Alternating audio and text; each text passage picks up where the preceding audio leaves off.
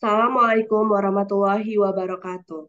Sebelumnya, izin memperkenalkan diri. Perkenalkan, nama saya Bella Arsita dengan NPM 21140710102 dari Teknik Pertanian Angkatan 2021 kelas TB. Baik, di sini izinkan saya untuk mempresentasikan tugas PPT saya dari mata kuliah Motor Bakar dan Traktor Pertanian yang berjudul Motor Bakar 4 Tak Bensin dengan dosen pengampu yaitu Dr. Mareli Telaum Banua, STPMSC, dan juga Insinyur Budiantolanya MT. Baik, sebelum membahas ke materi yang lebih dalam lagi, di sini saya akan menyampaikan apa saja poin yang akan saya bahas di materi materi ini. Jadi poin yang akan saya sampaikan itu ada 7 poin. Yang pertama adalah pengertian motor bakar 4 tak bensin. Lalu yang kedua adalah prinsip kerja, yang ketiga adalah langkah kerjanya, yang keempat adalah ciri-ciri motor bakar 4 tak bensin. Lalu yang kelima adalah kelebihan dan kekurangan motor bakar 4 tak bensin. Yang keenam adalah komponen-komponen motor bakar 4 tak bensin. Dan yang terakhir adalah contoh motor bakar 4 tak bensin. Baik, langsung saja kita masuk ke penjelasan materinya.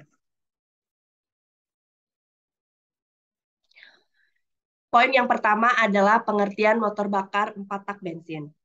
Jadi, motor bakar 4 tak bensin itu adalah salah satu jenis pembakaran dalam atau internal combustion engine yang memiliki 4 proses kerja dalam satu siklus mesin. Nah, 4 proses kerja tersebut bekerja secara berurutan sehingga membuat poros mesin dapat berputar secara berkesinambungan. Kita perlu ketahui juga bahwa mesin pembakaran dalam merupakan jenis mesin yang melakukan konversi energi panas ke energi gerak di dalam sebuah ruang bakar. Jadi prinsip kerja mesin pembakaran dalam ini yaitu dengan memanfaatkan daya ledak atau expansion yang terbentuk saat sebuah gas terbakar. Atau secara sederhana dapat dikatakan bahwa gas bertekanan akan dibakar di dalam suatu ruang. Nah, daya ledak dari pembakaran tersebut dimanfaatkan untuk menggerakkan poros engkol mesin.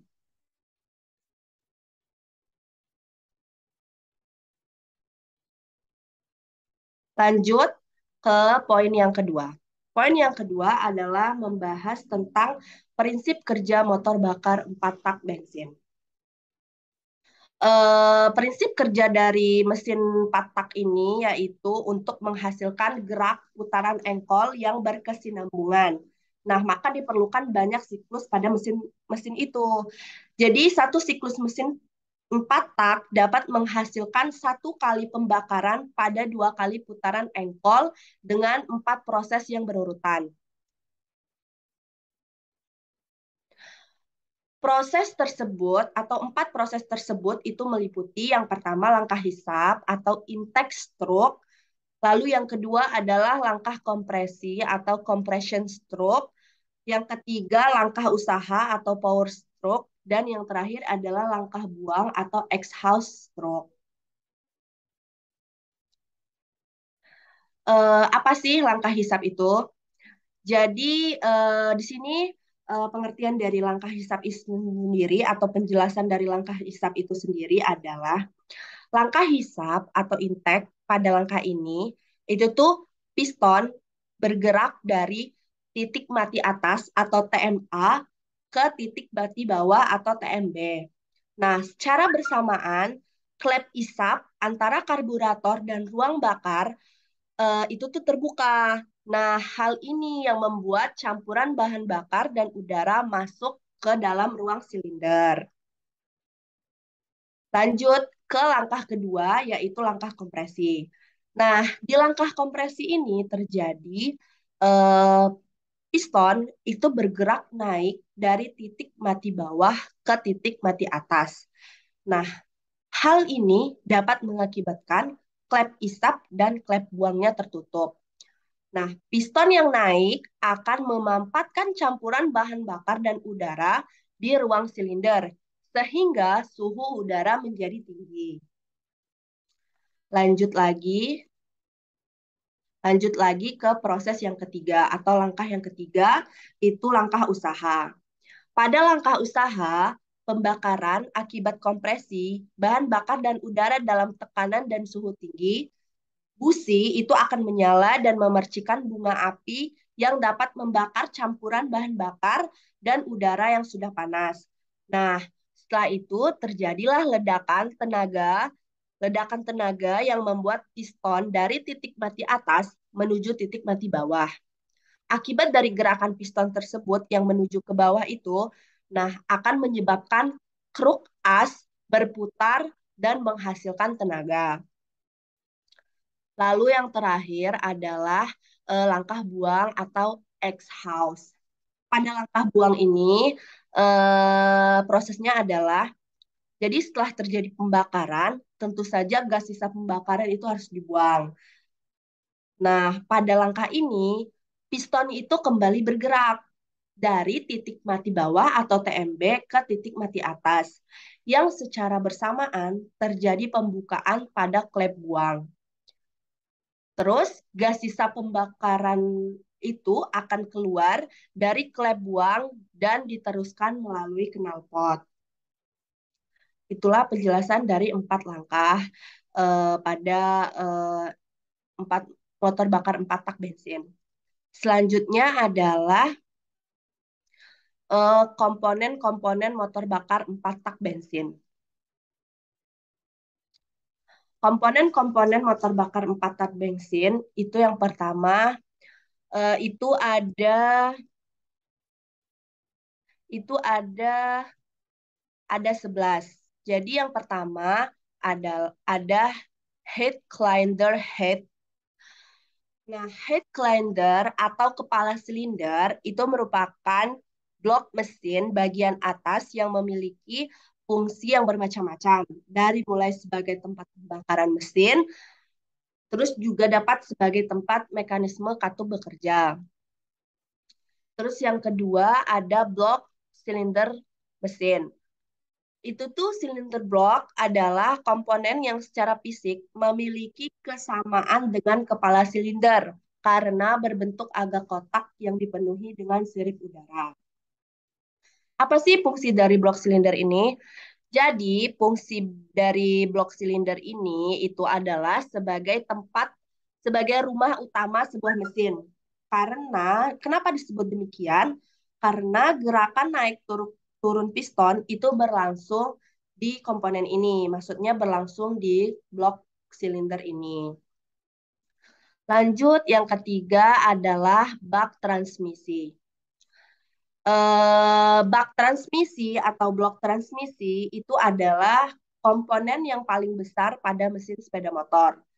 Eh, Kenapa demikian? Karena komponen ini menjadi rumah bagi poros engkol mesin dan sistem pemindah daya motor atau kopling dan transmisi. Fungsi dari blok transmisi itu sendiri adalah sebagai housing bagi sebagian besar komponen mesin pada sepeda motor, seperti kopling, poros engkol, magnet and spool, gearbox, dan engkolan mesin. Lalu selanjutnya ada piston. Piston itu berfungsi untuk mengubah volume di dalam silinder. Perubahan volume ini akan menimbulkan efek vakum dan kompresi yang digunakan untuk mendapatkan pembakaran secara berkelanjutan. Jadi piston ini tuh dapat menimbulkan efek vakum supaya dia tuh bisa menghasilkan atau kita tuh bisa mendapatkan pembakaran secara berkelanjutan. Lanjut yang kelima, itu ada ring piston. Ring piston itu merupakan komponen yang berbentuk lingkaran. Dia itu berbentuk lingkaran di mana dia itu terletak di bagian samping luar piston. Nah, fungsi dari ring piston itu sendiri ada dua, yakni untuk mencegah kebocoran kompresi dan mencegah oli dari poros engkol masuk ke ruang bakar. Lanjut lagi, yang keenam itu ada connecting rod. Apa sih connecting rod itu? Jadi, connecting rod atau biasa disebut sebagai batang piston itu merupakan batang besi yang terletak di bagian bawah piston. Jadi, fungsinya itu untuk menyalurkan gerak naik turun piston ke poros engkol. Namun, sambungan antara connecting rod dengan piston itu memiliki engsel. Nah, ini karena ujung satunya atau big end terhubung ke poros engkol dan posisi poros engkol yang berputar sehingga connecting rod harus bisa bergerak mengikuti poros engkol. Gitu, teman-teman. Terus lanjut lagi yang ketujuh ada klep. Klep atau katup itu memiliki fungsi sebagai pintu bagi udara untuk bisa keluar masuk mesin. Nah, ada dua buah klep atau katup pada motor bensin 4 tak ini. Yang pertama adalah katup intake. Katup intake ini sendiri berfungsi untuk mengatur pemasukan udara bersih dari intake dan katup exhaust, yaitu berfungsi untuk mengatur pengeluaran gas sisa pembakaran ke knalpot. Lanjut lagi yang ke-8 ada mekanisme penggerak katup. Mekanisme katup ini sendiri berfungsi untuk mengatur pembukaan katup intake dan katup exhaust agar sesuai timing pada segala RPM. Lanjut yang ke-9 ada poros engkol. Apa sih fungsi dari poros engkol itu sendiri? Poros engkol atau crankshaft itu adalah berfungsi atau fungsinya adalah untuk mengubah gerakan naik turun piston ke gerakan rotasi. Namun, pada poros engkol motor ada perbedaan karena mesin motor itu umumnya memiliki silinder tunggal. Jadi, maka demikian poros engkol akan dilengkapi dengan dua beban melingkar yang terletak di crankshaft atau poros engkol tersebut. Yang ke-10 ada intake manifold. Intake manifold itu berfungsi untuk sebagai selang yang menghubungkan udara dari karburator menuju saluran masuk mesin. Bentuk selang ini nih tuh cukup simpel karena hanya berbentuk saluran memanjang saja. Jadi dia tuh bentuknya nggak aneh-aneh, cuman kayak berbentuk saluran yang memanjang. Dan yang terakhir adalah knalpot. Yang ke-11 adalah knalpot. Knalpot itu adalah saluran di mana berfungsi untuk mengalirkan gas sisa pembakaran yang keluar dari mesin. Jadi dia itu tempat sebagai pembuangan gas atau udara yang terjadi dari di tempat pembakaran itu. Nah, selain itu, knalpot juga memiliki fungsi yaitu untuk meredam suara mesin sehingga suara yang dihasilkan lebih halus dan tenang. Pasti kalian pernah dengar kan, teman-teman, kalau ada suara knalpot yang kasar, ada suara knalpot yang halus. Jadi itu tuh kayak fungsi dari knalpot. Jadi dia tuh bisa meredam suara mesin sehingga suara yang dikeluarkan tuh bisa lebih halus dan tenang gitu. Lanjut, poin selanjutnya adalah kita di sini akan membahas tentang apa sih ciri-ciri motor bakar 4 tak bensin itu. Tentunya kan kayak setiap motor tuh punya ciri-ciri. Ada ciri-ciri dari motor bakar 4 tak, 2 tak bensin gitu kan. Jadi di sini kita akan membahas tentang ciri-ciri dari motor bakar 4 tak bensin.